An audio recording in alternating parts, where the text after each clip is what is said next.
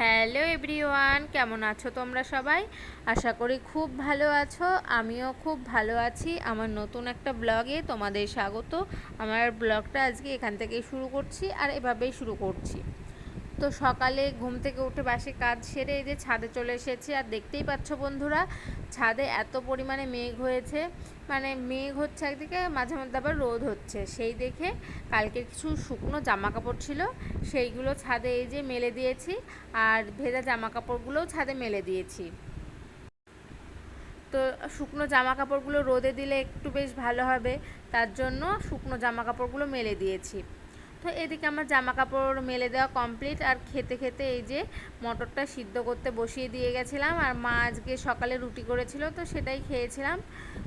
তারপরে এই যে রান্না বসিয়ে দিলাম। আর আজকে রান্না আমিই করব। মা আজকে, আর মাকে বললাম মাকে করতে হবে না, আজকে আমিই বললাম যে আমি করছি রান্না।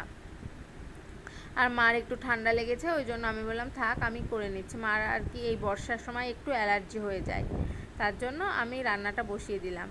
ওইদিকে কড়াইয়ে পটলটা ভাজতে দিয়েছিলাম। আর এইদিকে মা তরকারি কাটতে কাটতে মানে মেয়েকে নিয়ে একটু বাইরে গেল, ওই জন্য আমি কেটে নিচ্ছিলাম আলুটা। আর এদিকে এই যে কাঁঠাল ছিল, তো কাঁঠালটাও আমি কেটে নিচ্ছিলাম। কাঁঠালের ঝাল হবে, তো আমি আজকে ফার্স্ট টাইম এই যে কাঁঠালটা কাটলাম। আর এদিকে আলু পটল আর মটর ভিজিয়ে রেখেছিলাম কালকে, ওই তরকারি হবে আলু পটল আর মটরের। আর কুমড়ো ডাঁটা আলু পটল দিয়ে একটা তরকারি, আর হবে কাঁঠালের ঝাল। তো এইদিকে রান্না বসিয়ে আমি হচ্ছে এদিকে কিছু বাসন ছিল, সেই বাসনগুলোই আর কি মেজে নিচ্ছিলাম। এই যে বাসনগুলো আমার মেজে নেওয়া হয়ে গেল। তারপরে আবার এই যে তরকারিটা আমি তেল পেড়ে নিলাম, আলু পটলের তরকারিটা। তো তরকারিটা হওয়ার পরে আবার কুমড়ো তরকারিটা বসিয়ে দিয়েছিলাম। এই যে এদিকে আবার কুমড়ো তরকারিটা বসিয়ে দিয়েছিলাম। তো এদিকে আলু পটলটা ভেজে তারপরে কুমড়ো আর ডাঁটা দিয়ে দিয়েছিলাম।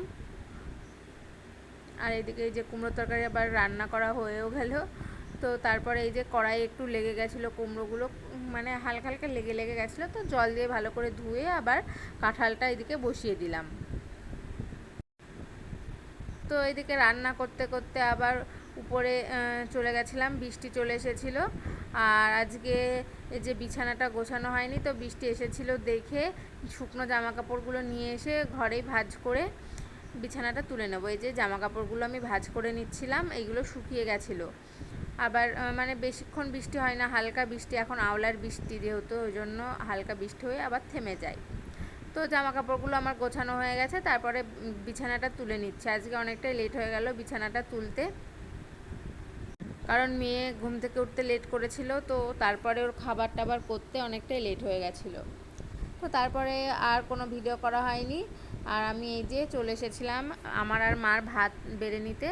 তো বাবা কৃষ্ণনগরে গেছিলো, তো ওখান থেকে এসে বাবা খেয়ে নিয়েছিল, আর আমি আর মা এখন খাবো।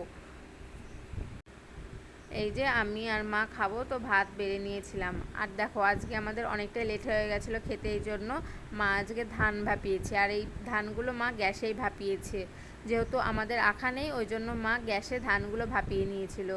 তো এখান থেকে একজনের কাছ থেকে ধান কিনেছিল, তো কিছুটা এই যে ধান ভাপিয়েছে চাল করার জন্য, আর কিছুটা চিড়ে কুটিয়ে এনেছিল।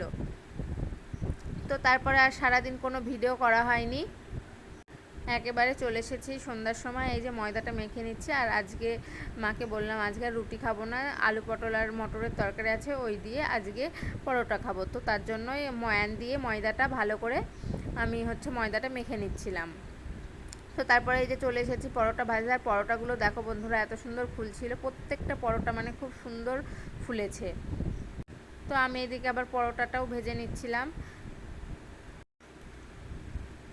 এই যে পরোটাগুলো আমি বেলে নিজে নিজেই একা একাই ভেজে নিচ্ছিলাম। আর তাড়াতাড়ি হয়ে যায় পরোটাগুলো, মানে দুটো করে দিয়ে দিই, তো ওই জন্য তাড়াতাড়ি হয়ে যায়। আর দেখো বন্ধুরা প্রত্যেকটা পরোটা এত সুন্দর ফুল ছিল। তো আজকের ভিডিওটা এতটাই ছিল, ভালো লাগলে লাইক কমেন্ট অ্যান্ড শেয়ার করে দিও। চলো টাটা।